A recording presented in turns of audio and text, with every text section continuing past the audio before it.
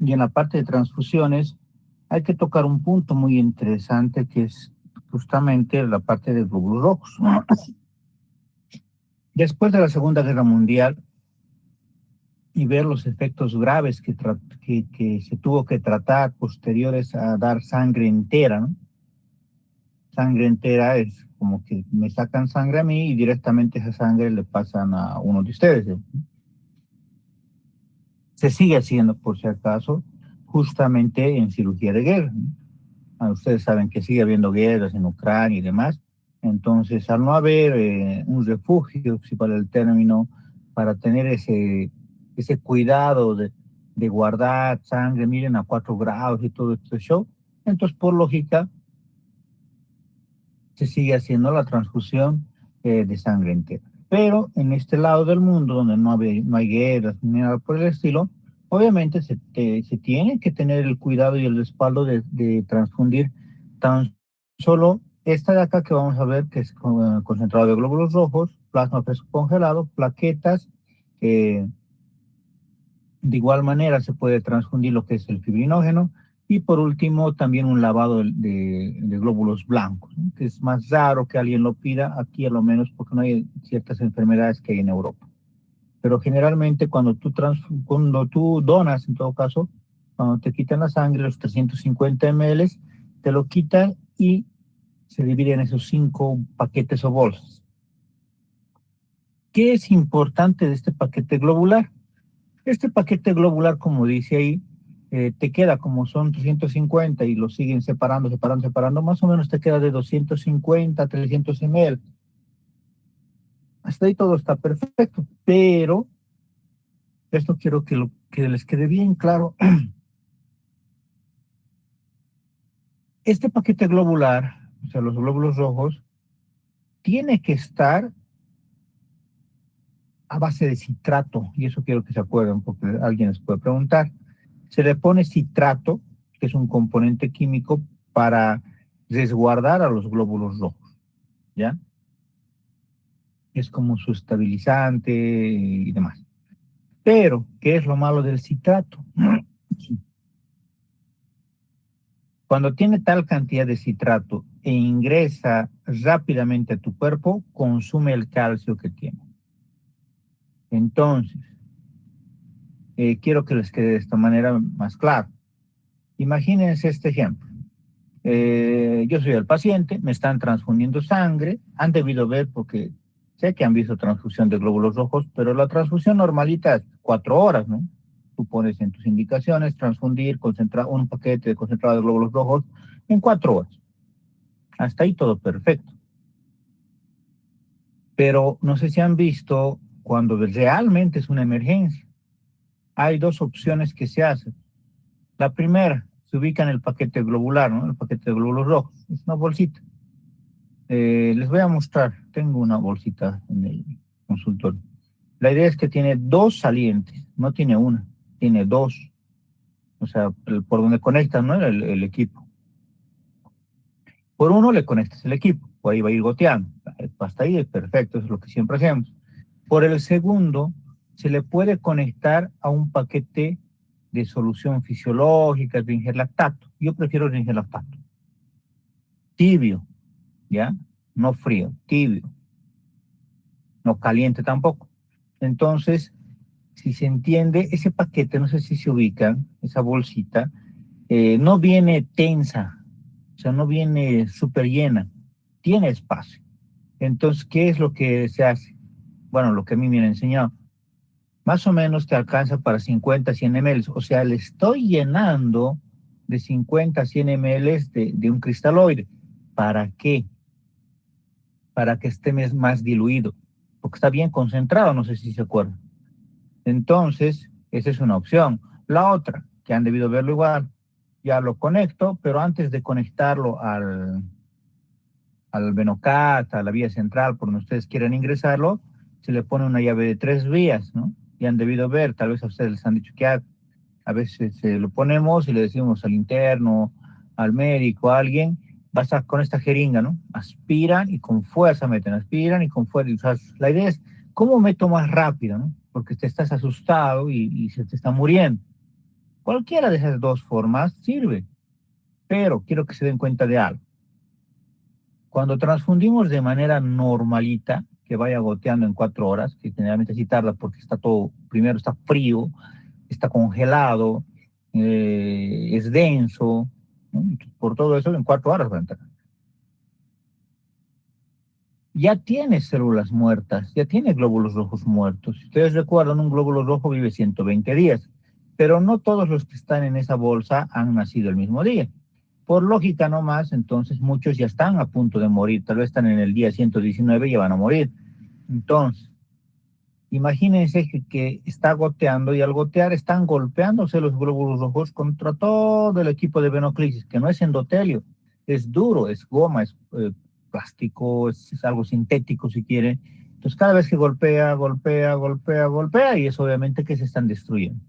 ¿Qué significa? Que cuando lleguen a tu torrente sanguíneo, ya no van a llegar, digamos, los 2 millones que te estoy mandando. No, llegará a 1 millón, llegará a la mitad. Está demostrado que más o menos cuando entra así en goteo de 4 horas, del 100% de glóbulos rojos que supuestamente te estaba mandando, apenas llega a un 60% por vía, por un venocat grueso, ¿ya? Pero si acaso tú le pones por una vía central, ¿no? Algunos no sé si han visto, yo jamás pongo por vía central, ¿por qué? Porque se han leído el tema de shock de la tele, se dice, ¿no? La ley de Poisselier, ¿no? Según esa ley de Poisselier, lo mejor es siempre una vía bien gruesa, diámetro amplio, corto.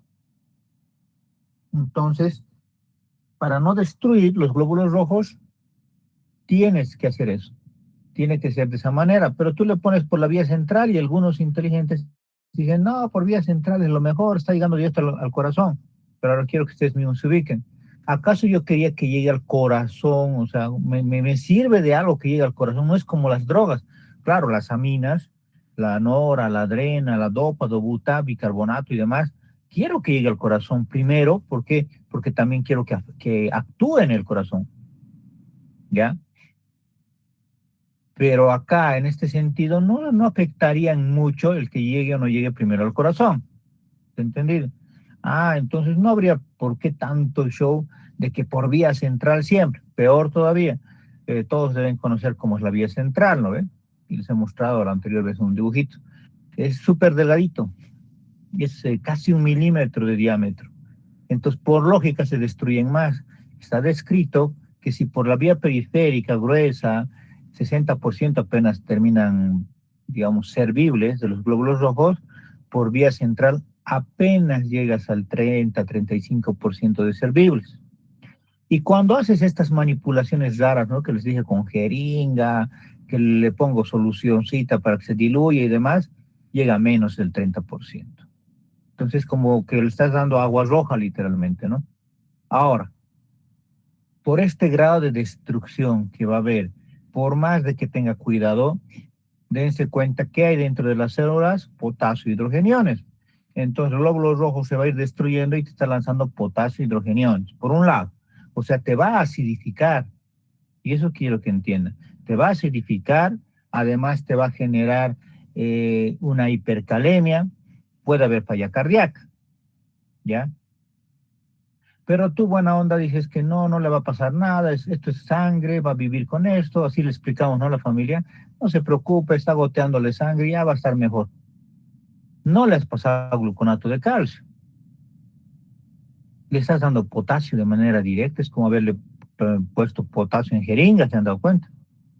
Porque ni tú ni yo sabemos cuánto de potasio va a aumentar porque se están destruyendo glóbulos rojos. Por mala suerte tuya, de ese total de glóbulos rojos que están en el paquete, el 50% mueren hoy día, porque son 120 días. O sea, no sabes literalmente, versus nuestro cuerpo, que como es apoptosis, no es una muerte celular programada, tu cuerpo sabe cuánto de porcentaje de tus glóbulos rojos va a morir.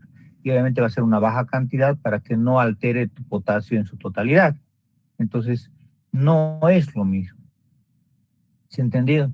Entonces, sí o sí tendrían que haberle puesto gluconato de calcio. Sí o sí, por dos razones. La primera, por el potasio, por obviedad, tanto por el potasio de la lesión que ya tenía previa y por este potasio de los glóbulos rojos. La segunda, por el citrato que va a consumir el calcio normal. Entonces, si ni siquiera le has dado calcio y se lo va a consumir tu calcio que ya tenías, entonces por lógica nomás, esto te va a girar tan en contra que sí, se puede morir tu paciente. Y muchas veces ha pasado, y si ustedes hacen memoria, deben de acordarse de algún paciente crítico que le han transfundido, pero igual se ha muerto, y tú dices, pero si le hemos transfundido, ¿por qué se ha muerto? Y es la verdad, ¿por qué se ha muerto? Porque nosotros no hemos sabido transfundir. Lo único que les apuesto que ustedes como de eso nos hacen aprender desde el pregrado, es que por cada paquete que le transfundes va a aumentar 1.5 de hemoglobina, te dicen, ¿no? Como de eso aprendes eso. Que tampoco es tan certero, les diré. A veces aumenta 1, a veces aumenta 0,5, 0,75. ¿Por qué? Ya les he explicado. Ahora, el otro error que se comete bastante, se estarán dando cuenta, es que cuando le transfundo, ¿se acuerdan? Les decían, van a sacarle un laboratorio apenas sea transfundido, no antes. O te dicen, espérate una media horita que transfunda, o 2 horas, o 3 horas. No existe eso, si quieren saber. Está demostrado en estudios 2026 de que puedes pedirle el laboratorio apenas ya entró la última gota, no hay ningún inconveniente. Va a ser lo mismo que te esperes 3, 4 horas. Más bien el de 3, 4 horas va a tener más alterado todavía, ¿ya? Porque tu cuerpo va a estar luchando contra eso. Y no olviden de que si bien hacemos el sistema ABO, ¿no? El sistema ABO y el RH es lo que ustedes van a hacer, ¿no? En teoría, para darle la sangre más cercano a lo que es. Pero si ustedes hacen memoria, el ABO es un sistema de tipificación de sangre. El RH es otro sistema de tipificación, ya son 2. Pero si ustedes se acuerdan, son 42 sistemas de tipificación de sangre que existen al día de hoy. Entonces, no es que hacemos todos, y nunca se hacen, ni en otros países, porque cuando es así de rápido, porque se te están muriendo, solo haces los 2.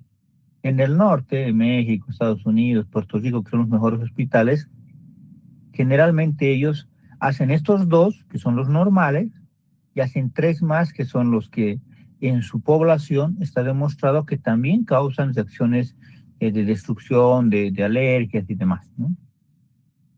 Entonces, miren, ellos igual terminan siendo 5 de 42. Nosotros hacemos solo 2 de 42. Es por eso que a veces el cuerpo reacciona y lo termina destruyendo. Imagínense que lo destruya todos esos glóbulos rojos que les ha pasado.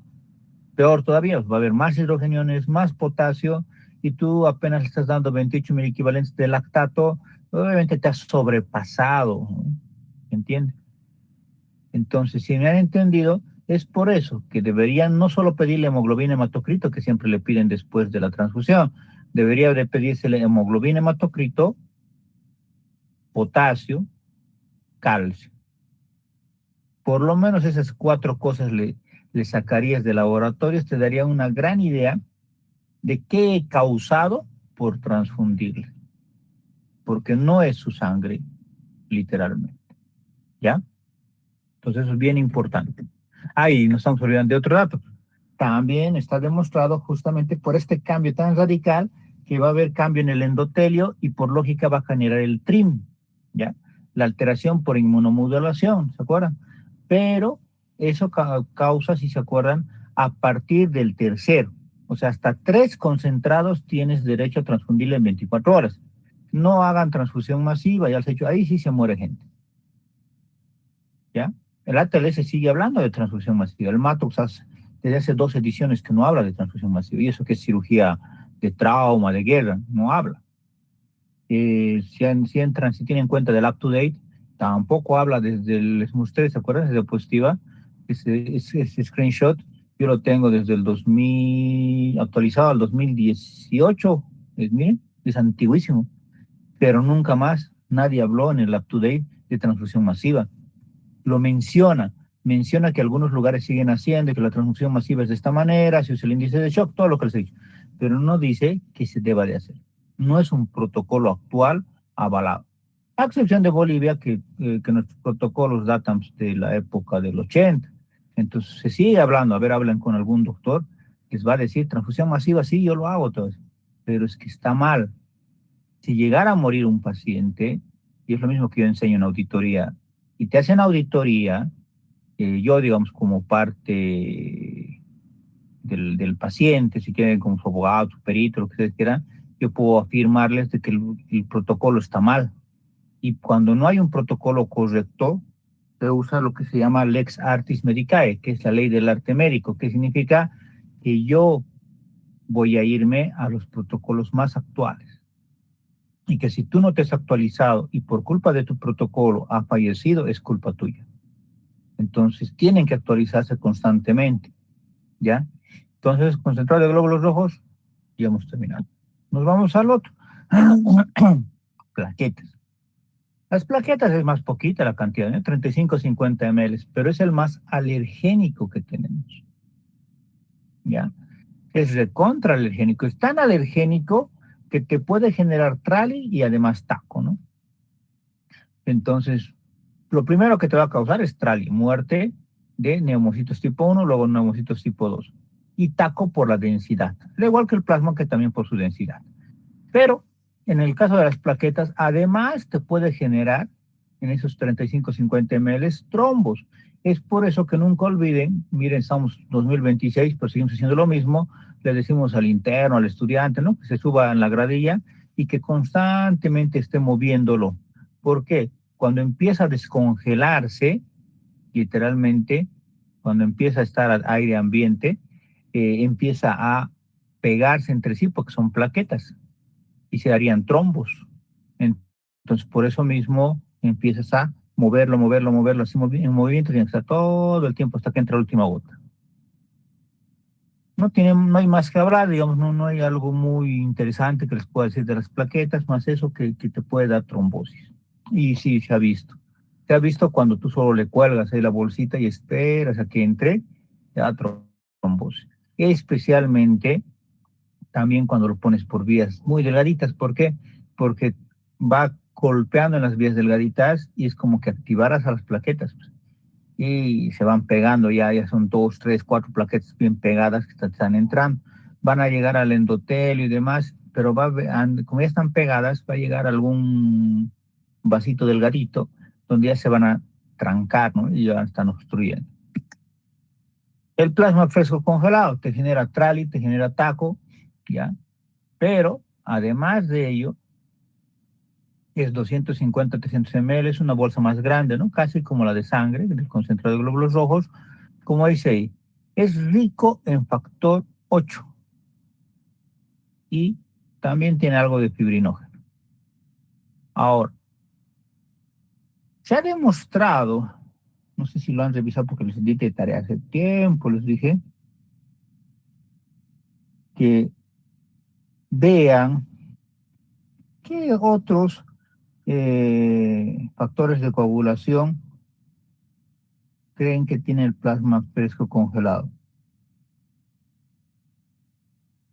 ¿Alguien ha revisado? Doc, yo busqué en varias páginas y también artículos, pero ¿Mm? la mayoría concuerda, o por lo menos las que yo he encontrado, concuerdan que el plasma fresco congelado tiene todos, claro que no en el mismo porcentaje, pero tiene todos los factores de coagulación. Ya. ¿Alguien ha encontrado algo más? Ya. Bueno, les voy a dar lo que dice justamente los protocolos mundiales. Es obvio, concuerdo contigo así en ese tenor, así bien rápido y fácil, tiene todos los factores, así más claro, ¿no? Todos, ¿ya? Pero, como bien lo has dicho tú, lo que hay que saber es, pero ¿cuáles tienen realidad que sirvan? ¿Por qué? O sea, muy bien lo que dice la doctora, pero, o sea, los tiene en mínimo porcentaje. Es como decirte, los tiene como, ponte una microunidad, no te va a hacer ni cosquillas. Ah, que lo tiene, tiene.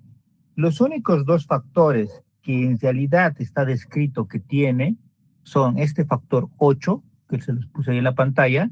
En segundo lugar, el factor 5, ¿ya? Como que sirven, o sea, con la cantidad adecuada. Por debajo de esos tiene el factor 2, factor 7, factor 9, factor 10, factor 11 y factor 12. Entonces, tiene 7, 8 factores. No tiene más. ¿Ya? O sea, está bien que se acuerden cuando alguien te pregunte, sí, tiene casi todos los factores. Pero quiero que se acuerden también de que los servibles son el factor 8, y se acuerdan, es para un tipo de hemofilia, sí te serviría. El factor 5, que si se acuerdan, está en la cascada de la coagulación. Justo el factor 5, ¿se acuerdan? Se activa con el calcio. Entonces está justo a la mitad, te ayudaría, pero si lo que te está faltando por alguna razón es el factor 2, 3, 4, 6, 7, 9, 10, 11, 12, ¿me entienden? O sea, un factor que no sea ni el 5 ni el 8, ahí quiero que se te pongan a pensar, ¿para qué le quiero transfundir? ¿Cuál es mi importancia? ¿Se entiende?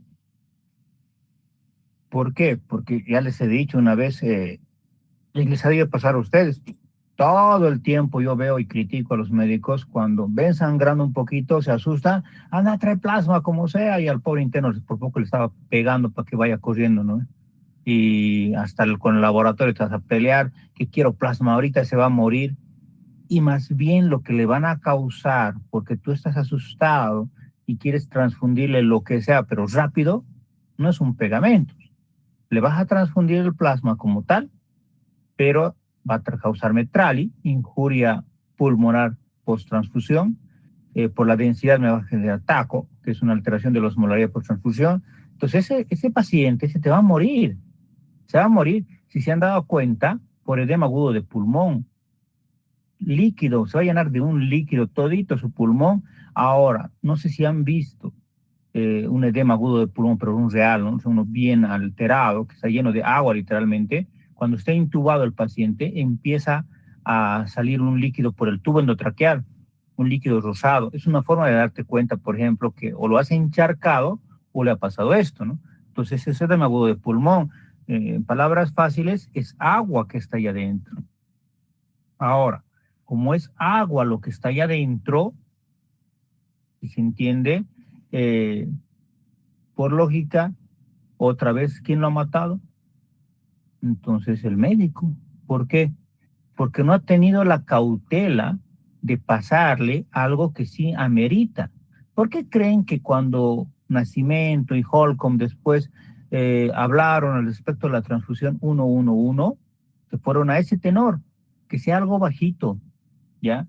Entonces es un concentrado, o sea, glóbulos rojos, plasma y plaquetas, a una bolsita de cada uno. Me explico, o sea, no se trata de que, ya, entonces, si me malentenderían, dirían, no, pues tiene alteración del factor 5, perfecto. Entonces le transfundiré 20 bolsas y así voy a llegar a la concentración que él necesita de factor 5. No, porque te estás olvidando del resto de cosas que tiene dentro el plasma fresco congelado, que son también alergénicas, que son también dañinas para el cuerpo. ¿Se entiende? Es por eso que tan solo se permite, o se te dice, en todo caso, que hasta 5 paquetes te va a aguantar el paciente en 24 horas. Pero yo les he enseñado la transfusión 111, que es, le doy 111, detecto, intervengo, revalúo. Después, otro 111, si es que yo he visto de que le falta todavía, ya estamos 222. Después, otra vez vuelvo a reevaluar y otra vez 111. Entonces, ¿cuánto he dado? 333. Pero ahora quiero que ustedes se den cuenta. ¿Por qué no está funcionando? ¿Por qué es que no ha funcionado?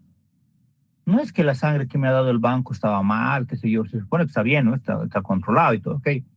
Sino que las más de las veces no era lo que necesitaba tu paciente, ¿entiende? Les doy un caso, un ejemplo. Me acuerdo todavía de un paciente, trauma hepático, cuando todavía era residente de dos, creo. Llega al Viedma, me acuerdo, accidente de tránsito, yo, llega y la anestesióloga, pero no entendía razones. Yo traté de explicarle porque en mi época el cirujano venía directamente a la cirugía. Entonces yo estaba manejando al paciente, lo estabilicé y no entendía. Vino el cirujano enojado ya y no entendía razones que la pileta está abierta. Así más claro no hay, ¿no? Entonces ella quería, ya le había transfundido yo 3 o 4 plasmas, le había transfundido un concentrado y plaquetas 2 o 3, ya estaba dentro. Entonces era el momento. Ya no había más que hacer, teníamos que entrar. ¿Por qué? Porque todo lo que le daba se salía por la ruptura del hígado, ¿no? Era hasta ridículo seguir pasándole cosas. Pero no entendía razones, que no, que se me va a morir, todo un show, me ha hecho. Y era 25 años el muchacho. Así que, ni modo. El cirujano igual no quería pelear, estaba un poco resfriado, así que me dice, ya, me aviso cuando esté todo. Y eso era 9 de la mañana, ya. 9 de la noche, 12 horas después, y a insistencia de la anestesióloga, me acuerdo todavía de esa anestesióloga, no actualizada para variar, y estoy hablando de hace unos 10 años, o un poco más.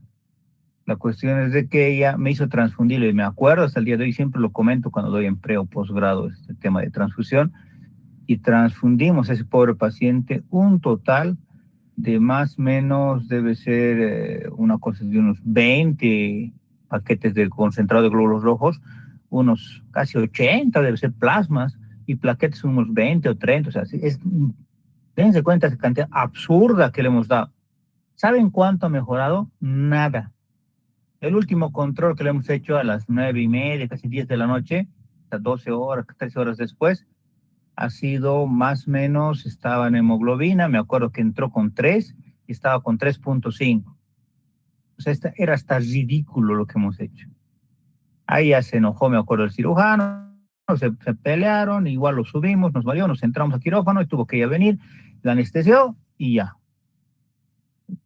Operamos, una cirugía debe ser de 4 o 5 horas que hemos estado tardado ahí, y era lo más ridículo. Toda la cirugía peleándose el cirujano con la anestesiólogo, porque ahí adentro se veía que estaba todo. Sacamos en contenido del abdomen, ha debido ser como unos 5, 6 litros, y eso que solo tenemos 5, los otros no ve. Pero ¿por qué hemos sacado tanto? Porque nosotros le seguíamos dando cosas y se seguía saliendo, se seguía saliendo, se seguía saliendo. Peor todavía, nada fuera eso, estaba edematizadísimo. Las asas de intestino delgado ya no podían entrar a su lugar después de que hemos acabado la cirugía. Le salía ese contenido medio rosado, espumoso por el tubo. Estaba con edema agudo de pulmón, su piel brillaba, tenía fobia 3 cruces. Todo lo que ustedes han visto en semiología, digamos, en la sarca, todo lo que ustedes han visto, tenía ese paciente. Y todo culpa de un médico, supuestamente especialista, pero que estaba enamoradísima de lo que es la transfusión masiva. Entonces la idea siempre es, la medicina se actualiza tan rápido que tienes que seguirle el paso. Entonces, si bien en su época de ella tal vez ha funcionado, ¿no? Transfusión masiva, pero hoy en día ya no existe transfusión masiva. Y lo siguen usando, si quieren saberlo. Tengo colegas cirujanos que siguen hablando de transfusión masiva. Para ellos es lo mejor. Y no se dan cuenta que después el paciente tiene complicaciones. Ese paciente, si quieren saberlo, pasó terapia. Y en la terapia estuvo, creo, 3, 4 horas y hizo paro y se murió. Que era lo obvio, era lo esperado. ¿Por qué? Porque ya estaba encharcadísimo, tenía trim, tenía trali, tenía taco, todo lo que se imaginen tenía. ¿Quién la causaba? Nosotros. Más la injuria que era la cirugía, peor todavía. No reaccionó, y además obviamente te hizo síndrome compartimental abdominal porque estaba todo edematizado.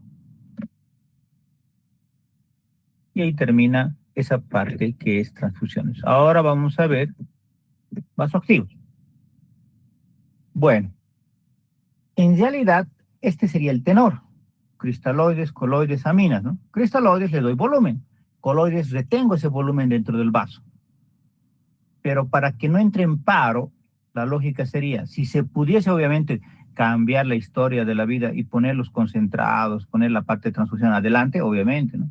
Pero en nuestro medio el tercer paso en teoría tendría que ser las aminas vasoactivas y generalmente el cuarto paso termina siendo aquí en Bolivia la transfusión, no porque queramos, sino porque, como les decía alguna vez, siguen aquí descongelando en baño María, o sea, tarda, ¿no? Alguna vez ha debido pasar, queremos ese dato y tarda más o menos, lo mínimo que he visto, 3 horas, ¿no? En descongelar y plasma, ni siquiera concentrado, ¿no? Concentrado te dan en 4 horas, entonces, por eso. Pero en el extranjero tienen otro tipo de equipos, cuando ustedes vayan a hacer residencia, vayan a trabajar por alguna razón. En México, en los mejores lugares, en Puerto Rico, en todo lado, y en Estados Unidos, en todo lado, te entregan, no sé si han visto en las películas, ¿no? Te dicen, queremos transfundir a 3, 4, y te están trayendo casi a los 5 minutos, en el peor de los casos 10 minutos. Eso es lo que se debería de hacer. Y cuidado que crean que como las soluciones le ponemos al microondas, ¿no? Pues lo destruiría todo, ¿no? Entonces, se pone en un equipo, casi como el microondas, pero es de otro formato, tiene otro formato de calentar, donde gira un agua alrededor, que lo va entibiando. Entonces, bien interesante su equipo que ellos tienen, ¿no? Pero es para eso siempre se ha creado. Bueno, sin más preámbulo, vasoactivos. Las aminas vasoactivas, entonces, doctores, son aquellas drogas con las cuales yo voy a jugármela con la parte cardiovascular. Voy a jugármela con mejorar el pre, el post y la contractilidad, ¿no? La precarga, la postcarga y la contractilidad. Y asimismo me la voy a jugar mejorando en el corazón como tal, en la bomba. Tengo que mejorar la rapidez, ¿ya? La fuerza contráctil. Entonces, esas son las drogas que vamos a ver. Dopamina, fenilefrina, norepinefrina, epinefrina, dobutamina y el milrinón, ¿ya? Todas esas drogas están en el mercado, pero las que van a usar casi toda su vida por la practicidad, porque sí o sí están, digamos, en cualquier hospital, dopamina tienen que aprender a usar porque dopamina hay en todo lado, aquí en la punta del cerro hay dopamina. No, nunca les voy a entender aquí en Bolivia lo inteligentes que son algunos que siguen comprando medicamentos que no son lo ideales, ¿no? Pero hay, ustedes ahorita están trabajando en el campo, en segundo nivel, en provincia, no sé por qué, pero van a encontrar dopamina. O sea, alguien hace comprar, ¿no? Porque ese alguien que hace comprar, vive en la década del 90 y cree que la dopamina es lo mejor, pero no lo es. Pero es un arma, no les voy a negar. Pero les tengo que enseñar la dopamina porque hay en todo Bolivia, eso es lo interesante, ¿no? Penilefrina no van a encontrar mucho.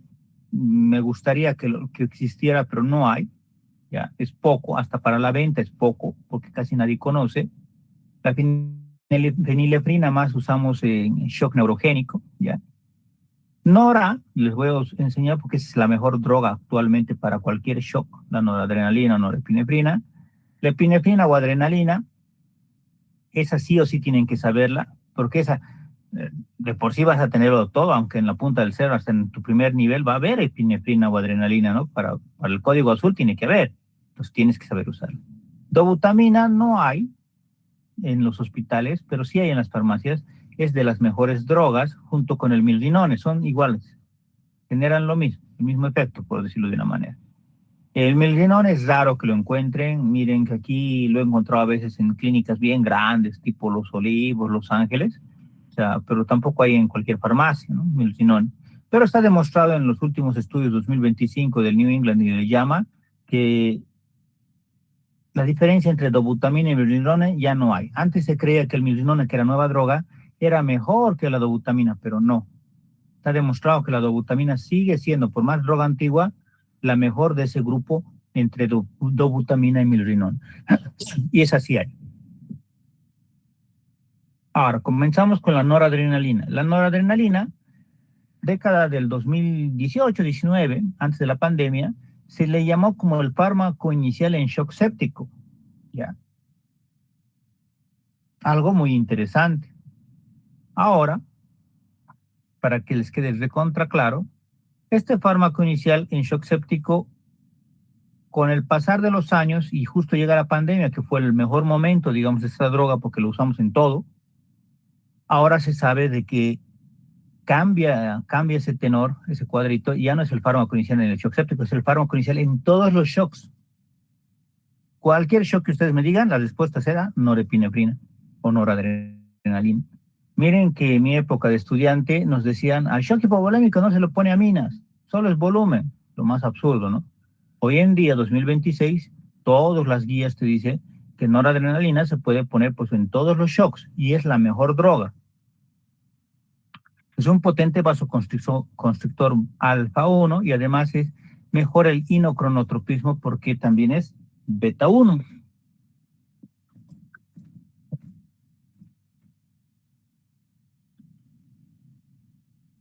Su tasa de infusión significa desde cuánto le voy a dar. Y ahí entra la famosa palabra gamma. Alguna vez han debido escuchar a algún terapista, dice, no habla en gamas, y uno dice, ¿qué es gamma? No es gram, gamma. Y una gamma hace referencia a eso que están viendo ahí, microgramo, kilogramo, minuto. ¿Ya? Esto. Microgramo la cantidad de la droga, kilogramo el peso del paciente y minuto el tiempo en el que le vas a dar.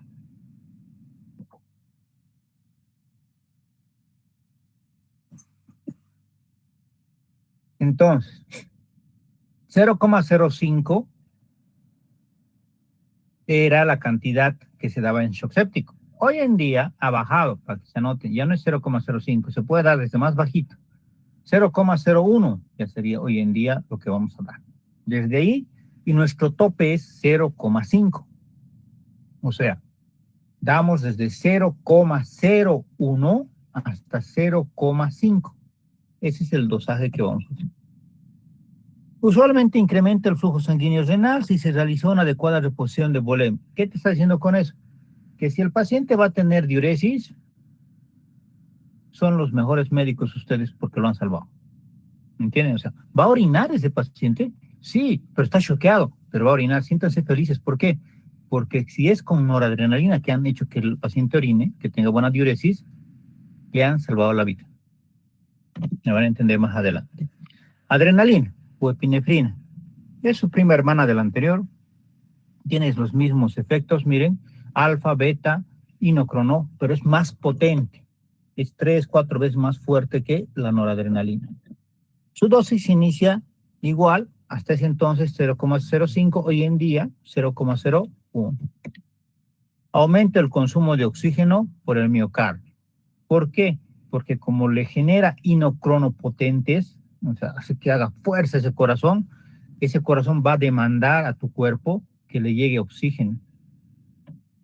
Entonces, te gira en contra. ¿Pero por qué es así? ¿Por qué creen que lo usamos en paro cardíaco? Porque hace fuerza, ¿no? Entonces, demanda oxígeno alrededor, entonces, te gira como que en contra. O sea, si alguna vez, no sé si han terminado de leer el ACLS, los acelecistas son muy pasivos, ¿se han dado cuenta? No dice que le intubes rápido, dice poco a poco le vas a ir dando oxígeno, digamos, como que le doy puntitas, máscara puede ser bórido, y después lo intubo, ¿no ve? En cambio, los atelecistas, si han leído también la TLS, y también la FCCS, o sea, los terapistas son más osados, te dicen, apenas puedas intubarlo, lo que yo les he enseñado. ¿Por qué?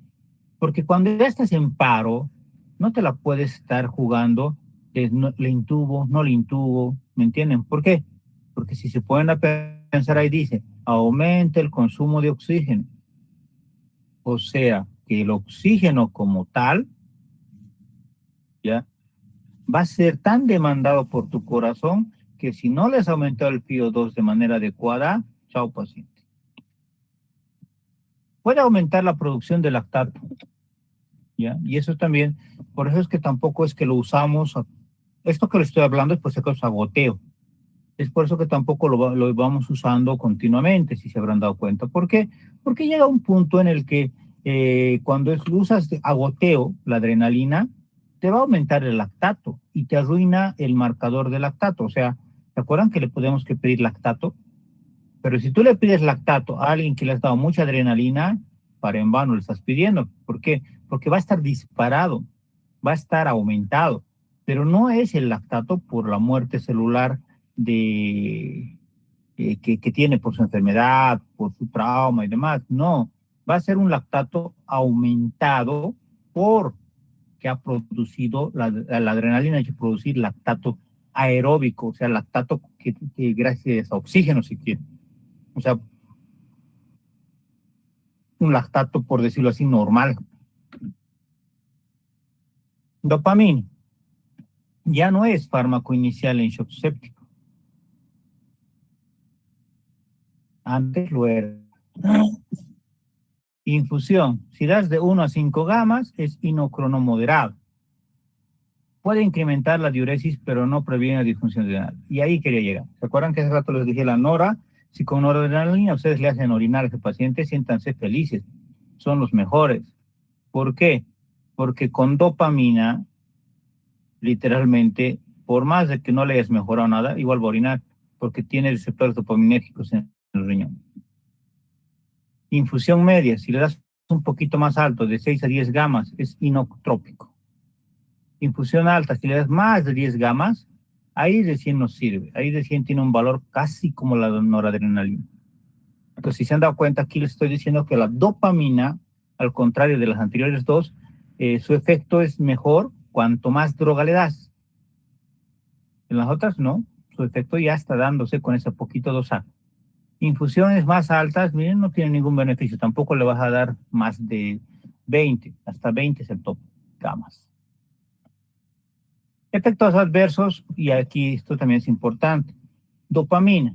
Si les llega un anciano, un viejito, y no tienes aminas, ni modo, vas a tener que llamarla, como se dice, con dopamina. Pero ten en cuenta de que se te va a morir igual. ¿Por qué? Porque la dopamina genera falla cardíaca. Si ya tiene arritmias ese viejito, le va a dar una FA de alta respuesta, no va a salir. Por más que hagas lo que hagas, no va a salir. Entonces, consejo, traten de tener noradrenalina y traten de no dar dopamina a un anciano, peor si es cardiópata. Y obviamente también hay jóvenes cardiópatas, ¿no? Si ya sabes que ese joven tiene cardiopatía de algún tipo, alguna falla de conducción, estenosis, insuficiencia, no le den literalmente dopamina, lo van a matar. Dobutamina es un agonista beta adrenérgico con efecto inotrópico. Perdón. La dosis va de 5 hasta 20 gamas. Ante un paciente con reposición inadecuada de volumen, va a choquearse más, va a tener la presión arterial va a caer más. Fenileprina, vasoconstrictor alfa adrenérgico puro, la tasa de infusión se inicia en 25 gamas, es el mejor en shock neurogénico, lo que les decía hace rato, por su acción única de constricción arterial. Entonces, aquí la fenileprina, un punto aparte, ¿no? Sí es buena, no les voy a decir que si no le dan en el shock neurogénico ni modo se va a morir, no. Pero la fenileprina es lo ideal que podrían ustedes darle a un paciente con shock neurogénico.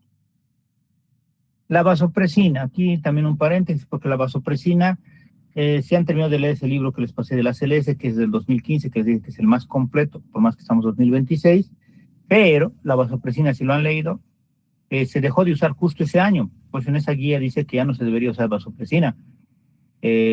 Vasopresina se usaba, estaba en boga, si quieren saberlo, del 2005 al 2015 era lo mejor, igual que la dopamina, pero se empezó a ver N complicaciones, ya o sea, como que los pacientes se complicaban y se morían, y uno decía, no, mejor ya no le daremos, y así se fue quitando del mercado poco a poco, y llega el 2000, la pandemia 2020-21, y otra vez se empezó a usar la vasopresina, porque tiene un efecto diferente, miren, en receptores B1, con dosis de 0,01 a 0,04 unidades, aquí no se habla en gamas, dosis más altas generan isquemia, su mayor utilidad es en shock refractario, y justo en eso se empezó a usar en la pandemia.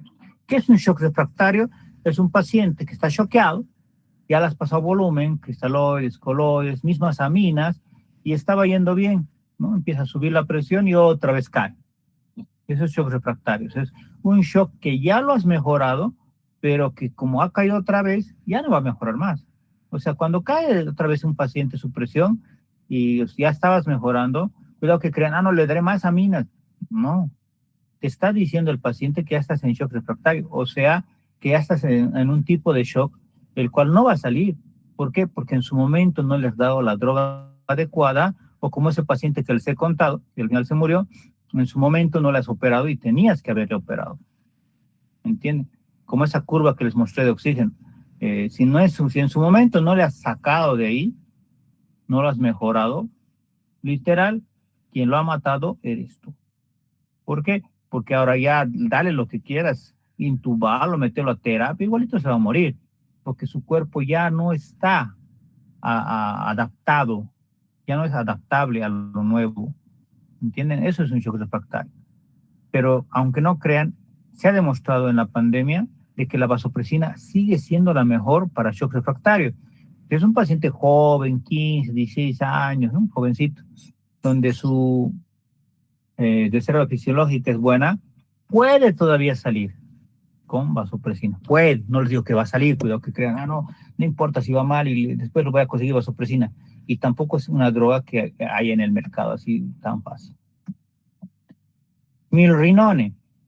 Les dije, la milrinone es de como la dobutamina, misma idea, genera lo mismo, y antes se creía que era lo mejor, pero se ha demostrado de que es igualito y cuesta más caro, igualito que la dobutamina, y la dobutamina inclusive la ha superado, que es una droga antigua. Inhibidor de la fosfodiesterasa, agente simpático mimético con gran parte de su efecto beta, administrar con precaución en hipovolémicos, ya que genera hipotensión.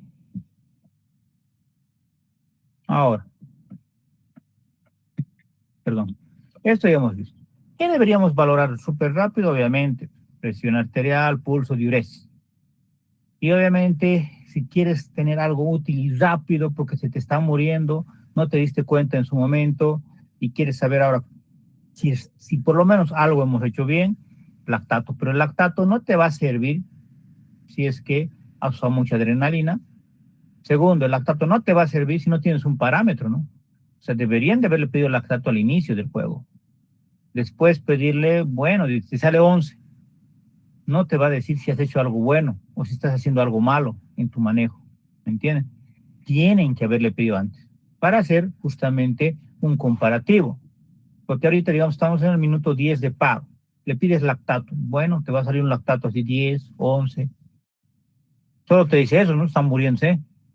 No te va a decir nada más. Pero si imagínense que lo hubieran pedido por viveza al minuto 0, minuto 1, lactato, y te hubiera salido con 5, ahora está con 11, yo mismo te diría, ni modo, ya, ¿qué le vas a hacer? Todo lo que has hecho hasta ahorita estaba mal. Tal vez has tardado en intubarlo, has tardado en darle volumen, por más que le hayas intubado, digamos, le has intubado al minuto 6 y no le has puesto ni siquiera, pasa, aunque no crean, a veces les veo y ni siquiera le han subido el oxígeno, todavía está en 4, en 5, tiene que estar en 15, está intubado solo a un lado, ¿no? Le han metido mucho el tubo y están en el lado derecho y nada más. Tal vez está apuñalado y todo lo que se está bolseando se está yendo por ahí. Además se ha broncoaspirado porque no le han vaciado su estómago. Tienes una parte sangrante, un mar de sangre y te has dado cuenta, y si sigue saliendo el líquido que le estás poniendo, o sea, todo lo peor te ha pasado. No le has puesto el torniquete a tiempo, ¿me entiendes? Entonces, todo lo que no deberías hacer lo has hecho. Eso me diría, ¿no? Y aún así, tal vez si fuera un joven, podríamos sacarlo, ¿no? Los jóvenes, por la gran reserva fisiológica, la forma que yo siempre les digo a ustedes es como que te da chance de equivocarte. Chance, no te da horas, ¿no? La idea es que te des cuenta. Una forma de darte cuenta es lactato. Versus esta otra de aquí, que es la saturación venosa de oxígeno, que les dije, ¿no? Es una gasometría venosa. Imagínense que te has equivocado, o si eres capo y te has dado cuenta y le has dicho, no, quiero gasometría venosa. Le sacan la venosa, solo te fijas la saturación de oxígeno y la saturación está menor a 65. ¿Y con eso qué hago? Si la saturación está menor a 65, es crítico, así de entrada. Eso te dice. O sea, bien rápido. No tengo que estar viendo nada más. está crítico, se te va a morir. Entonces son dos parámetros bien rápidos.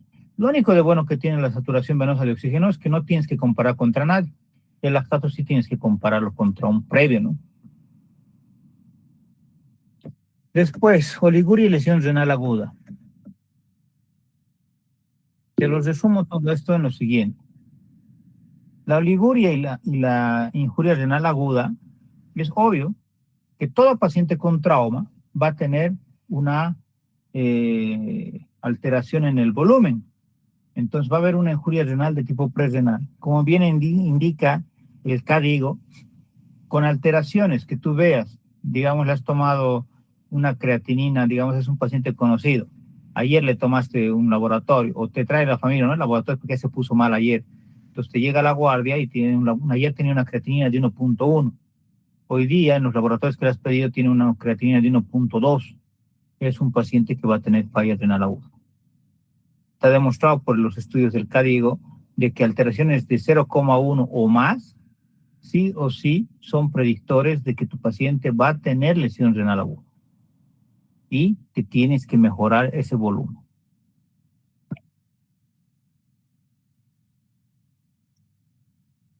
¿Hasta ahí alguna pregunta, doctores, mientras cambio de diapositiva?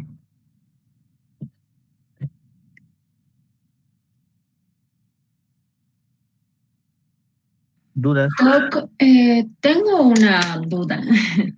pero, o sea, es como que un caso hipotético. ¿Ya? Como usted nos acaba de mencionar, la adrena nos genera lactato si le colocamos en bueno, seguidamente. Uh-huh. Y al minuto 0 o al minuto 1, mi paciente entra a emergencias y yo le saco lactato y resulta que el lactato está de 3, precrítico. Entonces, inmediatamente tengo que intubarlo, tengo que hacer todas las medidas. Sí. Y resulta que mi paciente entra en paro cardíaco y voy a hacer lo que usted nos enseñó y administro la adrenalina y todo eso. ¿Y qué pasa si después del paro cardíaco ya le saqué todo, saco laboratorios nuevamente para comparar el lactato y me sale elevado? Ya, o sea, lo que yo quiero entender, lo que me estás preguntando es de que le has sacado un lactato antes de que entre todo en paro y demás. Digamos, me dijiste 3. Ha terminado, lo has sacado del paro, ¿no ves? A lo que te entendí. Que digamos, tú ya te sales victoriosa, pero ya está intubado y todo aquello. Es obvio que te va a salir un lactato elevado. Ahora, la idea es que no te salga tan elevado. Imagínate, puedes sacarlo. Si tu paciente fuera un paciente joven, y eso para que les quede más claro, es diferente un paciente joven a un paciente más viejito, digamos 20 años, ¿ya? Dentro de tu ejemplo. Entonces le sacas el lactato al minuto 0, minuto 1, sale 3, como tú dijiste. Ya entras al paro, entras a hacer tu RCP, tus drogas, todo lo que hemos aprendido hasta ahorita. Perfecto. Y lo sacas al minuto 8, 9, sale. ¿Qué capa? La has sacado. Está el paciente ya ahí y lo que te toca a continuación es obviamente entre los minutos le sacas lactato. Y te sale un lactato de 6, pero tú dices, pero si lo he sacado. No te olvides que lo que te está ayudando harto en ese paciente por ser joven es su reserva fisiológica. ¿Qué significa? Llegado el momento, te puede volver a entrar en paro. Eso te está diciendo. ¿Por qué? Porque lo esperable en un paciente que sí lo haya sacado y que de verdad te haya salido de verdad, o sea, que verdaderamente lo haya sacado, que son diferenciales que te dice la literatura y sí, yo lo he comprobado, entre 0,5 hasta 1 punto. O sea, si estaba empezando con 3 y ahora estoy con 4 y lo he sacado, sí, sentite alegre. ¿Por qué? Porque no va a volver a entrar en paro. Es raro que entre en paro de nuevo. No habría por qué. Pero si estabas en 3 y ahora estás con 6 o con 9, pero lo has sacado, te doy mi cabeza que va a volver a entrar en paro. ¿Ya? ¿Qué te está diciendo? Que no has hecho lo adecuado. Claro, tú me puedes decir, pero sí, he hecho todo lo que usted me ha enseñado, he hecho todos los parámetros. Sí, pero lo que te decía hace rato, en algún momento has fallado, en algún momento tu equipo te ha fallado, o no han comprimido bien, ¿no ven? No han hecho compresiones con calidad, tal vez no lo han desfibrilado a tiempo, o no han visto bien el monitor, los electrodos estaban mal, o inclusive no lo has intubado dentro del minuto 2, lo has intubado en el minuto 6, justo antes de que salga. Pasa. O sea, cualquiera de esos errores, que más que errores serían, como te digo, retrasos, ¿no? Porque lo has hecho tarde, pero lo has hecho, va a demandarte eso. Y no olviden que tampoco estaría esperando un lactato bajo, ¿no? Es lo que ya les he enseñado. Pero ¿cuándo va a esperar el lactato bajo? O sea, que bajes el lactato a las 24 horas. En otras palabras, que tiene que quedar sentada al lado de ese paciente por un día. Si verdaderamente lo has sacado, a las 24 horas vas a saber por qué el lactato va a empezar a bajar. No lo has sacado, acordate que te va a volver a hacer paros durante todo el día, y les ha debido pasar, no creo que no les haya pasado. Hay pacientes que entran en paro, lo sacamos, pasa unos minutos, hasta vez pasa horas, y otra vez entra en paro, y otra vez entra en paro, o inclusive, a veces te han debido, ¿no?, dejar algún colega tuyo y te ha dicho, este paciente entró en paro, ya, todo ahí están bolseando, ¿no?, porque no había terapia y todo el show, como siempre. Entonces ya tú te escaras, estás bolseando, está todo tranquilo, ha pasado 4, 5 horas, y otra vez ha entrado en paro. ¿Se dan cuenta? Entonces, por lógica, eso sería el tenor. Acordarse de que lo ideal, para saber si lo has sacado de verdad, la diferencial del lactato debería haber sido máximo de 0,5 a 1 punto de lo que has iniciado, tu código azul, tu paro, a lo que ya le has sacado del paro. Si es más alto que eso, se te va a complicar en algún momento. No te puedo garantizar 1 hora, 2 horas, 3 horas, un día, pero otra vez se te va a complicar. Por más que lo metas a terapia intensiva, se va a complicar. ¿Por qué? Porque el lactato está aumentando y eso te está diciendo, en algún momento te has retrasado. ¿Algo más que quieran preguntar? Gracias, Doc. De nada.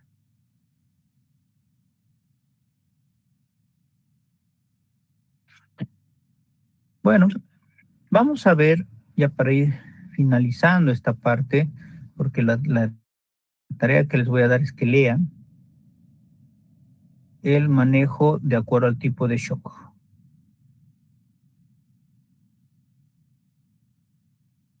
Segundo. ¿Ya están viendo pantalla, doctores? Sí, doctor, se puede ver. Gracias. Bueno, doctores, entonces, ¿qué hacemos en cuanto al manejo? De todos estos shocks, vamos a ir siempre primero por el hemorrágico, ¿no?, que es el que más lo vemos en trauma. Vámonos por el hemorrágico. El objetivo obviamente es más el volumen, pero nunca descuidar la definición, que es perfusión de oxígeno. Reanimación inicial, ya les he enseñado cristaloides, coloides. Posterior a la reposición de volumen, se debe reponer pérdidas reales con hemocomponentes. Las aminas vasoactivas es una medida temporal durante la reposición de volumen o con la hipotensión persistente.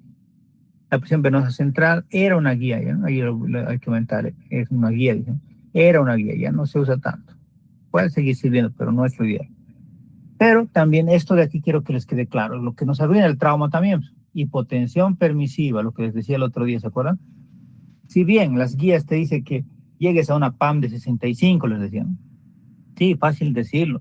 ¿Dónde nos complicamos la historia? Es que supuestamente tendríamos que llegar a 65.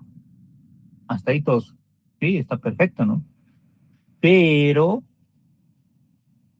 65 te repercute a que aumentes bastante tu presión, porque alguna vez, no sé si han visto, ¿cuánto de PAM tiene un paciente que está grave, ¿no?, crítico, politraumatizado, accidente de tránsito? Generalmente te llegan con 40, 45 de PAM.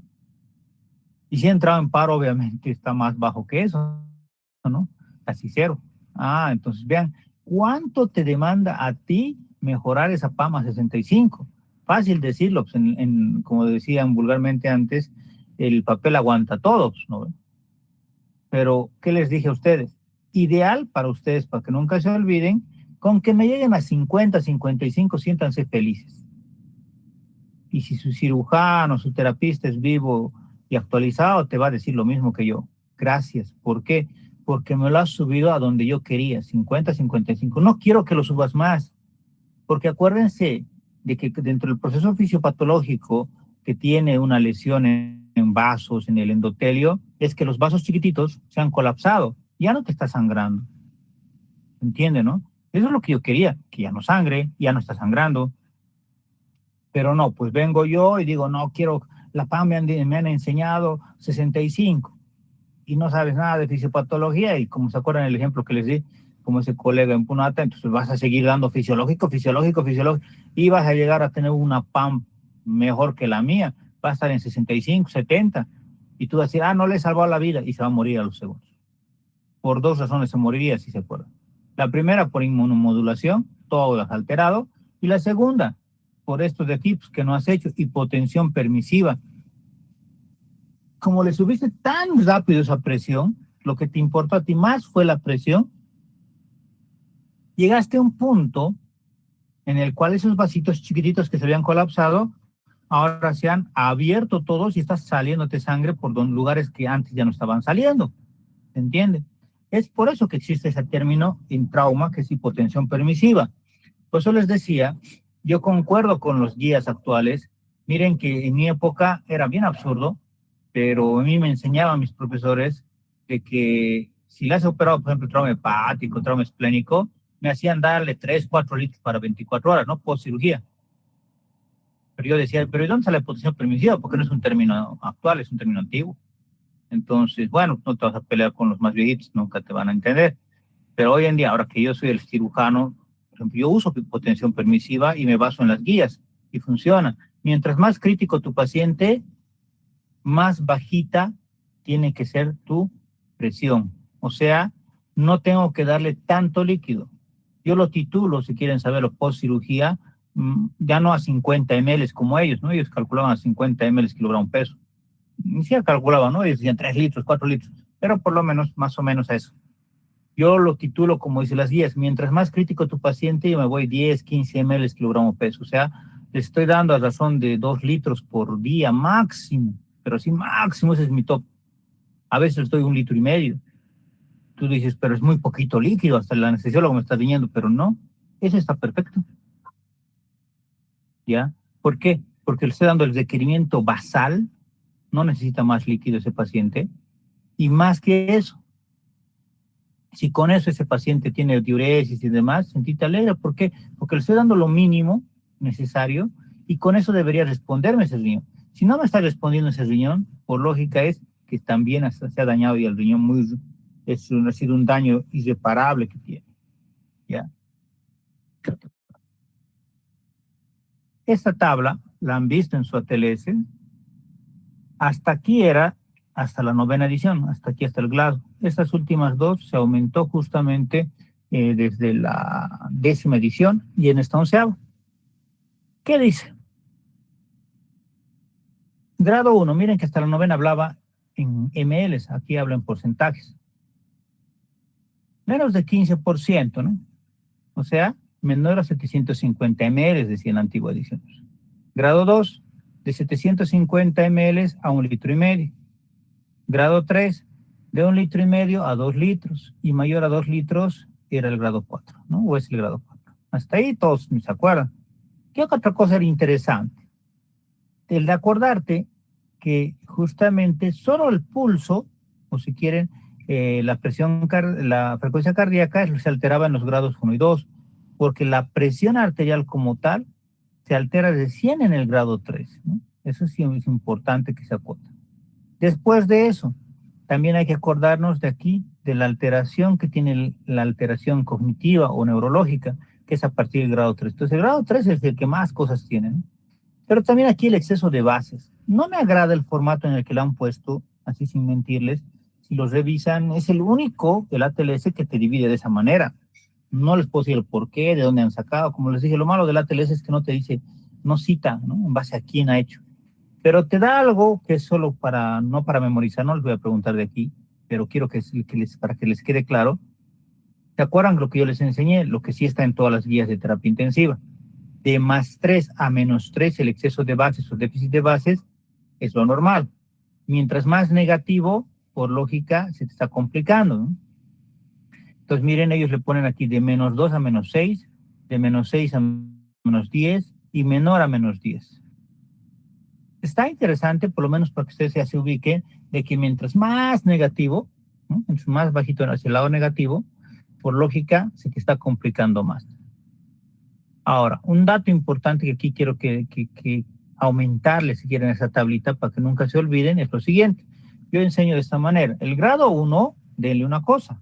Son 750 ml, denle cristaloides. Con una carga y ya está.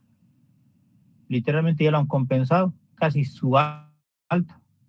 El grado 2, en cambio, como ya es casi 1,5 litros, que ha perdido de volumen, pero es que lo malo, el error que cometemos a veces como médicos es que creemos, oh, bueno, ha perdido 1,5 litros, le pasaré 2 litros de cristaloide, inclusive me he pasado 500 y está bien. No, lo que él ha perdido no solo era líquido, no solo era ni siquiera plasma, era glóbulos rojos, todo lo que ha podido estar en ese momento, en ese lugar cuando ha empezado a sangrar, ¿se entiende? Entonces, por lógica, ha perdido proteínas, todo ha perdido electrolitos y demás. Entonces, ¿qué sería lo ideal acá? Para que nunca se olviden, aquí una sola cosa, cristaloides. Aquí grado 2, dos cosas. Aquí tendrías que darle cristaloides y coloides. Los cristaloides para mejorar el volumen y los coloides para atraerlo, o sea, para que se quede primero dentro del vaso. Y segundo, para que además rescate cosas del plasma que también se han salido al intersticio, cuando hubo la cortada, cuando hubo la fractura, todo lo que... En el grado 3, por lógica, deberían haber 3 cosas: cristaloides, coloides y aminas. Y además yo aquí les aumento, porque no le estoy pasando, no le estoy dando, le estoy dando cristaloides, coloides, aminas, le estoy dando, y por lo menos pedir, ¿no?, para que te lo preparen, sangre. Porque en el grado 4 es por obviedad que le vas a dar sangre. Entonces, grado 1, ya les había dicho, 15%, más o menos 750 ml. ¿Por qué está esa bolsita? Porque les está diciendo que por más que ha perdido sangre, tienen todavía en ese paciente a un paciente que puede donar sangre, especialmente en la guerra, ¿no? Sí, estoy con un grado 1 de shock, pero aún así te puedo donar sangre para otro paciente. Grado 2, aquí ya no puede donar, ¿no? Porque por lógica ya es mucho, 1,5 litros de sangre. Entonces ya están teniendo clínica, taquicardia, disminución de la presión de pulso, mínima ansiedad y miedo a la agresividad, flujo urinario está empezando a bajarte, y obviamente tendrías que darle cristaloides, pero aquí deberíamos iniciarle coloides. Grado 3, prioridad de tener la hemorragia, pero ya está con más clínica, ¿no? 30-40%, ya casi ha sangrado 2 litros. Entonces, taquicardia, taquipnea, alteración del estado mental, caída de la presión sistólica, y requieren transfusión, pero dice requieren, no que le transfundan, o sea, como con lo que ustedes hacen, ¿no?, reservar sangre. Y el grado 4, donde por lógica sí o sí tienes que transfundir.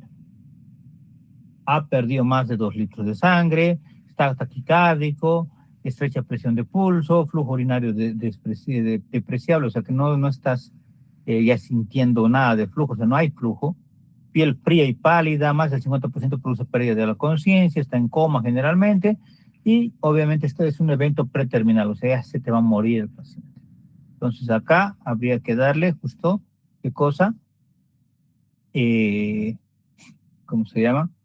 Sangre, el 111. Hasta ahí, bueno, y este cuadro, más está en shock hipovolémico. Este cuadro ha cambiado bastante, el otro día les hablaba, ha cambiado bastante desde la 8ª, 9ª, desde la 5ª edición me conozco este libro, ha ido cambiando su traducción, desde decir que era una respuesta buena, respuesta intermedia, respuesta mala, ahora bien dice respuesta rápida, transitoria o ninguna respuesta, en algún momento le tradujeron como al buen respondedor, respondedor intermedio y mal respondedor, haciendo referencia a lo obvio, ¿no? Este de aquí, respuesta rápida que dice ahora la traducción, es aquel que tú le has dado, no importa el grado, ¿no? Digamos grado 1, y le has dado cristaloides, perfecto, ya está, ya no baja la presión, todos tranquilos, tal vez solo es suturarle y mandárselo a la casa en un ratito. En el grado 2, le has dado cristaloides, coloides, misma idea, tal vez lo tengas unas 12 a 24 horas internado y ya. Grado 3, por lógica, Le has pasado cristaloides, coloides, han estado aminas, tal vez va a entrar a quirófano y después ya va a estar en salas generales. Grado 4, lo mismo, le has dado cristaloides, coloides, tal vez ha entrado a su amputación de su pierna, qué sé yo, y después terapia intensiva y después va a pasar a sala, ¿no? Entonces, a eso hace referencia, que te está yendo bien. Acá en la respuesta transitoria hace referencia a que le he dado cosas, ha mejorado, pero ha habido un momento en el que sin que yo le haya hecho algo, ahora más bien ha vuelto a empeorar, ¿entiendes? O sea, de la nada empezó y fue empeorando otra vez. Le he dado cristaloides, coloides, todo lo como les he enseñado, pero ha habido un punto en el cual de la nada empezó a empeorar. Entonces es como un shock refractario, ¿no? Ahora tú mismo nos dices, ahora ¿qué hago? Me salto y voy a la sangre, ¿qué hago? Y las más de las veces la respuesta es esa, ¿no? Dale sangre porque tal vez no has titulado bien o no has calculado bien cuánto ha perdido y no le estabas pasando sangre, tú creías que con coloides era suficiente, pero no, se te está volviendo a caer la presión. Y en cambio este es el que nunca tuvo la respuesta. ¿Le has dado cristaloides? Nada, sigue choqueado. Y no mejora nada esa presión. Coloides, nada. Aminas, nada. Sangre, nada. Dos opciones. O ya es un shock refractario porque ya te lo han referido de otro lado y lo han manejado muy mal y por eso está con shock refractario. O dos, lo peor también que te puede pasar, que justamente ha perdido más de 2, 3 litros y no te va a mejorar. Lo que tendrías que haber hecho desde el inicio es haber reconocido, intubarlo y mandarlo a quirófano, pero sabiendo, digamos, más o menos dónde está la lesión, por lo menos, ¿no? Abdomen, pelvis, retroperitoneo, ¿no? Entonces sigue el lugar sangrante, eso te está diciendo. Sigue sangrando, sigue perdiendo volumen. Hasta ahí, doctores. Shock hipovolémico. ¿Algo del manejo? ¿Algo que quieran preguntar?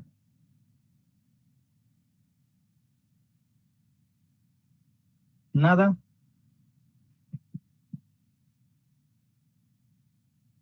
Bueno, en la parte práctica les voy a enseñar justamente el manejo del bicarbonato y aminas y el séptico, ¿ya?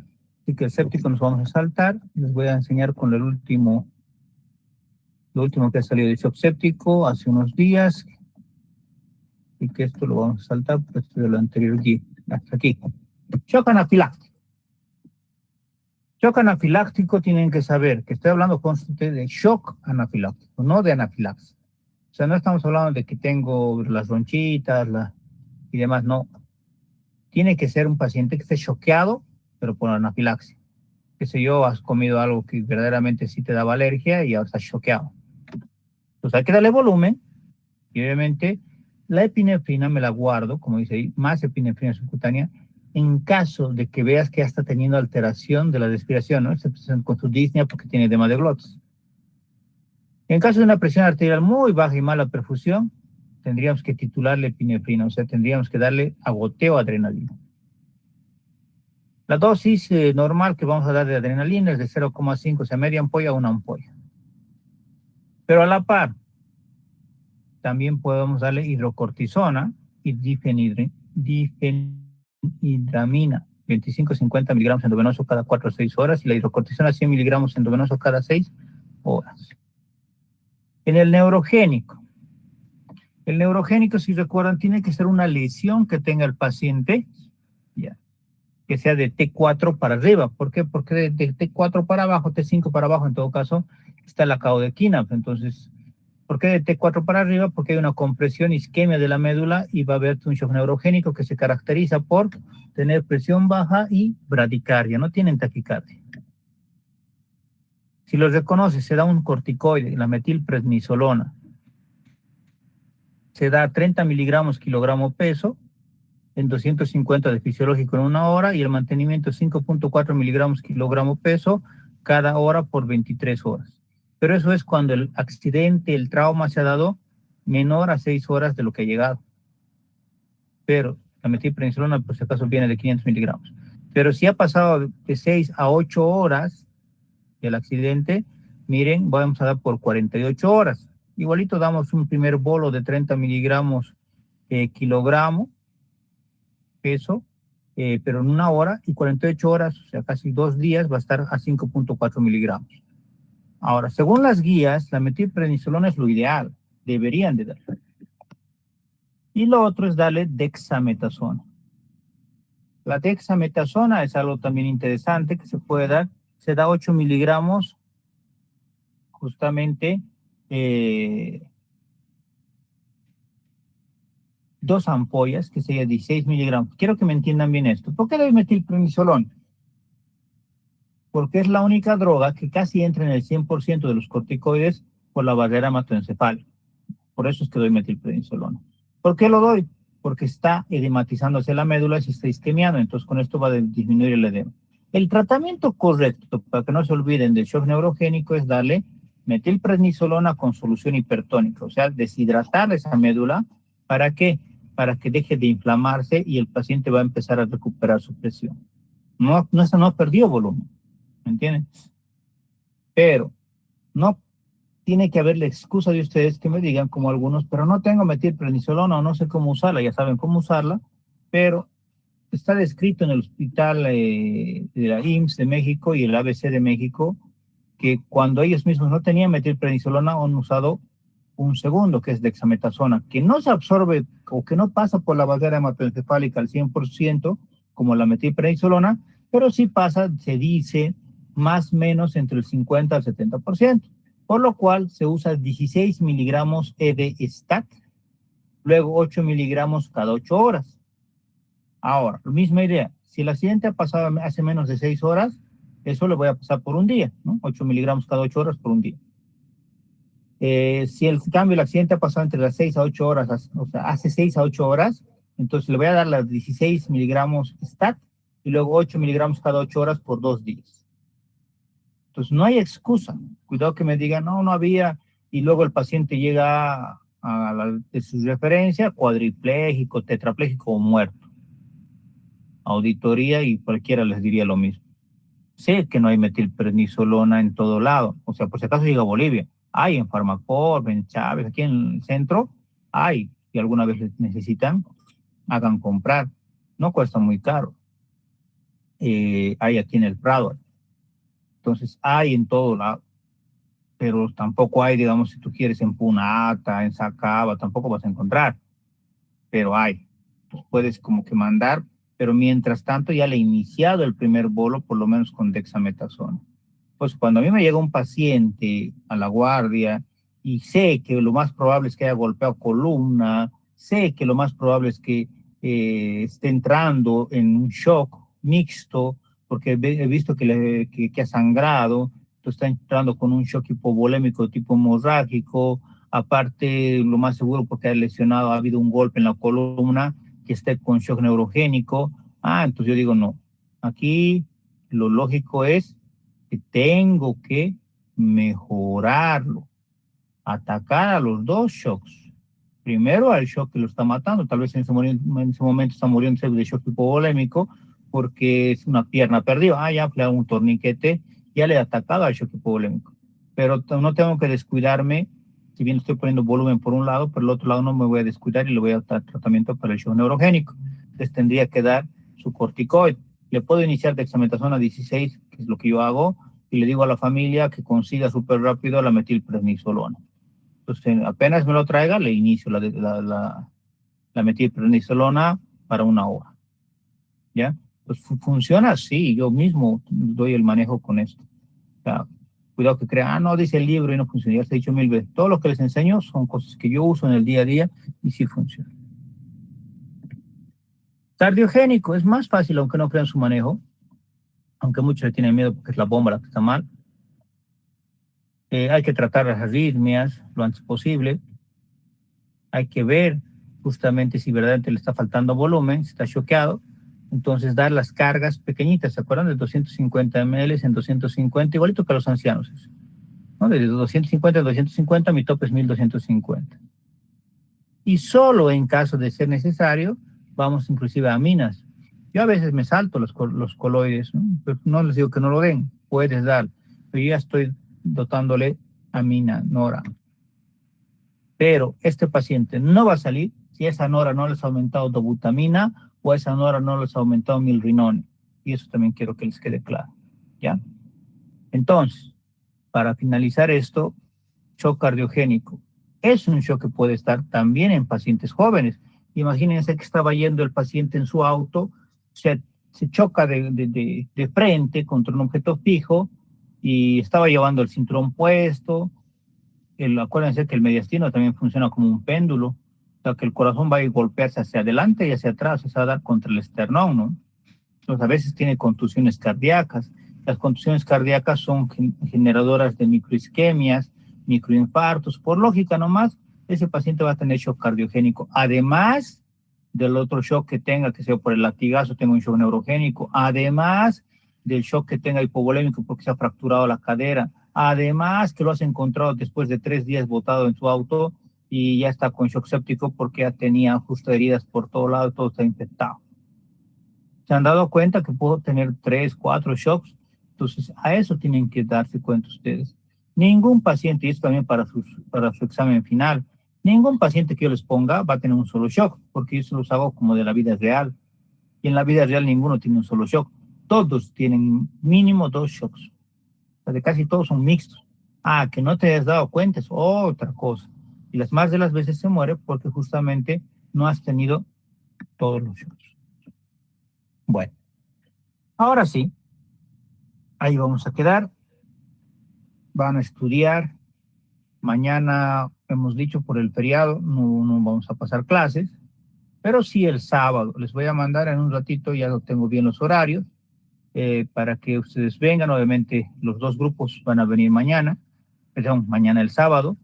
Lo que tienen que traerse es la calculadora, ya, es lo que hemos quedado. Tienen que traerse calculadora para su examen de aminas que les voy a enseñar ese día. Van a venir temprano, por favor, la hora que se les cite. ¿Y qué más nos estamos olvidando? Ah, ya. Si acaso ustedes aceptan, como grupos, son 2 equipos que están aquí. Ah, no, 4 equipos, ¿no? 2 grupos, 2 subgrupos. Aceptan lo que se haya planteado, ¿no? Que hagan la práctica. Entonces pueden comprarse un suero de 1000, cualquiera, no le hay la importancia. Si tienen uno pasado, qué sé yo, un suero, un microgotero y 2 ampollas por lo menos, y ahí les enseño cómo tienen que prepararlo para que ustedes también ya vayan practicando para su examen. ¿Ya? No sé si tienen alguna duda, alguna pregunta. La única parte que no les estoy enseñando ahorita, porque quiero enseñarles en práctica, en la pizarra, para que nunca se olviden, es la parte de las aminas vasoactivas. Pues van a venir temprano. Comenzamos, no, esta vez no con el examen, sino les voy a enseñar primero las aminas. Les enseño, posterior a eso va a ser su examen teórico y el práctico, que va a ser solo aminas, y les voy a enseñar además cómo se prepara una amina. ¿Alguna duda? ¿Pregunta? Doctora Andrea. Sí, Doc, buenos días. Sí, tengo una pregunta. En el libro mencionaba que sí se tiene que hacer hipotensión permisiva, pero en caso de un TEC, no. Pero ¿qué pasa si a la vez tengo un paciente que está con una hemorragia? O sea, ¿cuál pesa más? ¿O cómo evaluaría, cómo haría en esa situación? Ya, muy buena pregunta. Es que eso es lo que les he tratado de enseñar, ¿no? Es raro es que un paciente te venga con un solo diagnóstico, ¿no? Y ustedes mismos lo han visto, lo han vivido. Es bien raro que te llegue el paciente, y solo ha venido porque justo le han dado con una piedra en su cabeza y solo ha venido con TEC, ¿no? Raro. No les digo imposible, ¿no? Pero sí, puede llegar. Pero cuando es politraumatizado, accidente de tránsito, te va a venir con 1000 cosas, como les decía hace rato, ¿no? Con varios tipos de shock. Entonces, lo que quiero que se entienda es lo siguiente. ¿Cómo casamos, igual el término, cómo unimos, cómo engranamos la hipotensión permisiva por un lado y el manejo del shock por el otro? ¿Ya? Y la respuesta es lo que les decía hace rato. Que la PAM no lo subas tan rápido. Esa es la respuesta. ¿Qué significaría? Entonces, como les decía, por ejemplo, si tu paciente ha entrado en paro, por lógica tu PAM casi es 0, porque no tiene ni presión, 0. Porque se acuerdan, para sacar presión arterial media, la fórmula toma en cuenta la sistólica y la diastólica, pero si las dos están en 0, es 0. Entonces, dense cuenta que de paciente en paro, llegar a una PAM de 65 es harto. ¿Cuánto es la PAM normal? 93, ¿se acuerdan? Entonces, es bastante llegar a 65. Pero versus un paciente que tengas ya una PAM de 50, de 40, generalmente nos llegan con 35, 40, nos llegan paciente crítico. Entonces, eso les decía, la forma en la que se ha visto en las guías europeas, a lo menos, y en las guías norteamericanas, es que no lo subas tan rápido y que tan solo en la emergencia lo manejes hasta 50. Alguna vez, si por buena suerte has llegado a 55, pero ahí paras, ¿ya? Y la hipotensión permisiva, ¿dónde está? Ahí, porque no lo he subido a 65. Y ese 65, pues si somos un equipo, digamos, ustedes son los que trabajan en las emergencias de una clínica, yo soy su cirujano, entonces yo les voy a entender, yo les voy a decir, felicidades, doctores, han entendido, entonces yo lo voy a subir a 65 en quirófano. Esa es la cosa. O sea, que somos un equipo bien engranado, que el terapista igual, si es que no va a entrar a operarse, pero el terapista te va a entender y te tiene que decir, sí, está bien lo que has hecho, yo en la terapia intensiva lo voy a subir a 65. ¿Entiende? Entonces, ¿en qué lugares voy a subir a 65? Sí o sí, en la terapia y en el mismo quirófano. Ahora, es que a veces como que está entre líneas en los libros. Y también, si se ponen a pensar, sigue siendo hipotensión permisiva 65. ¿Por qué? Porque si les acabo de decir que lo normal es 93 de PAM, ¿se acuerdan, no? ¿Cómo se calcula? Lo normal es 93. En el mismo Guyton te dice 93. Entonces, miren, de 65 a 93 son 30 puntos. Entonces, ¿qué puedo hacer para esos 30 puntos? Literalmente, esperar y el manejo de terapia y postquirófano. Ahí va a ir subiendo, poco a poco. Pero 65 se ha puesto como un límite también velando por la hipotensión permisiva de manera indirecta. ¿Para qué? Para que no lo subamos tan rápido y no le generemos complicaciones o alguna alteración que vaya a generar hasta la muerte del paciente.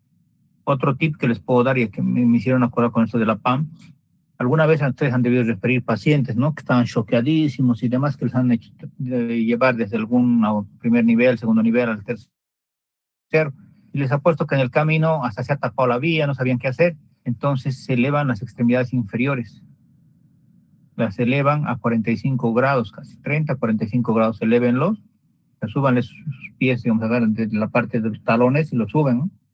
De esa manera, está demostrado que entre 3 a 5 puntos aumentos. Si vamos a con una PAM de 30, vas a llegar entre 33 a 35 de PAM. Tan solo con ese movimiento. No he hecho nada más, no le he puesto más suero, nada.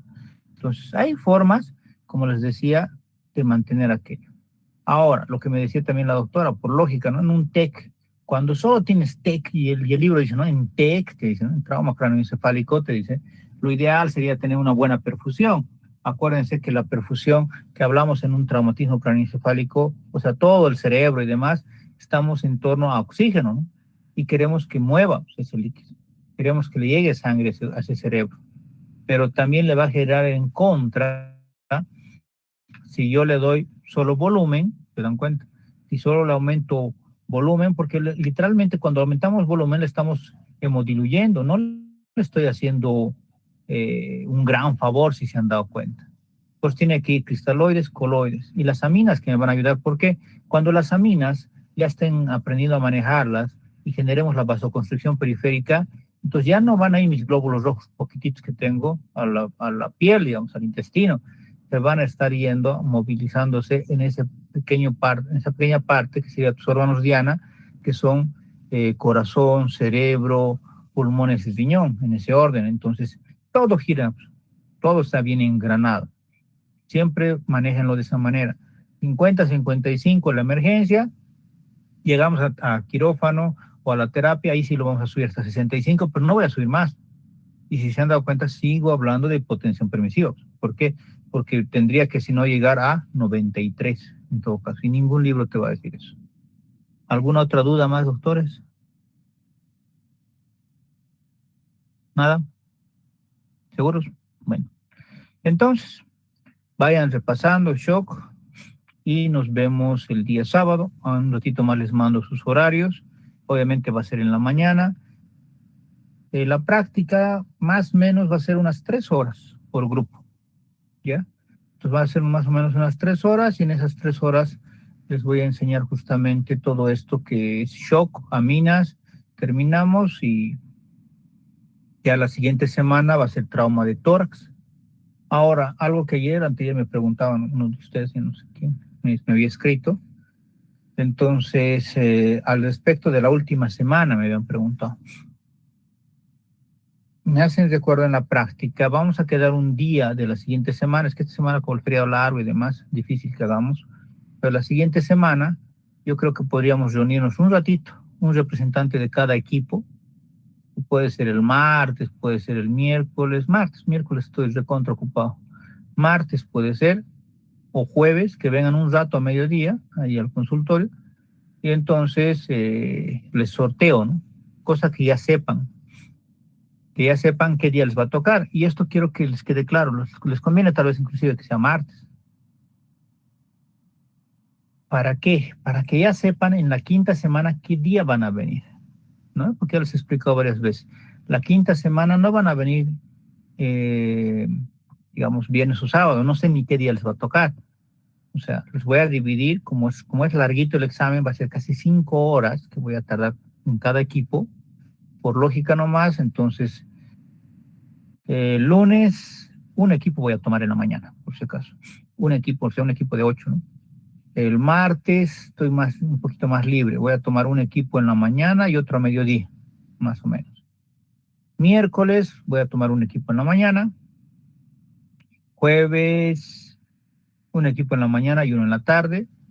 Viernes, uno en la mañana y uno en la tarde. Y el sábado yo creo que uno en la mañana. Si me faltara espacio, si es que alguno faltara, tal vez el sábado de la quinta semana estamos hablando. Uno en la tarde, ¿ya? Pero más o menos así, vean que va a estar bien distribuido, o sea, no les puedo decir como siempre, no va a ser viernes o va a ser sábado. Y sé que muchos trabajan o viajan, qué sé yo, entonces por lógica nos conviene ya saber cuándo tienen que dar ese examen, ¿no? Entonces para eso velemos por esto, para que sepan ya todos y se sorteen de manera así bien aleatoria, cosa que no digan, yo les he dicho tal día, ¿no? Así va a ser bien aleatorizado y el día que le toque, le tocó, ¿ya? Pero me hacen el recuerdo, la siguiente semana o puede ser martes o puede ser jueves. Mejor si es martes para que ustedes sepan y estén planificando bien su quinta semana. ¿Alguna duda, pregunta? ¿Nada? Bueno, entonces, sábado su práctica. No se olviden su calculadora y si quieren hacer la otra práctica del suero, entonces traen su suerito, microgotero y unas 2 ampollas de lo que quieran. Traten de que no sea complejo B porque siempre es muy manchoso. Cualquier otra cosa, agua destilada, lo que quieran, solo es, y una jeringa de 10, ¿no? Es solo para hacer la práctica que yo les enseñe y ustedes lo hagan ya en su casa, qué sé yo. Bueno, doctores, un bonito placer como siempre, nos vemos el sábado. Estudien, por favor. Hasta luego. Gracias, doctor.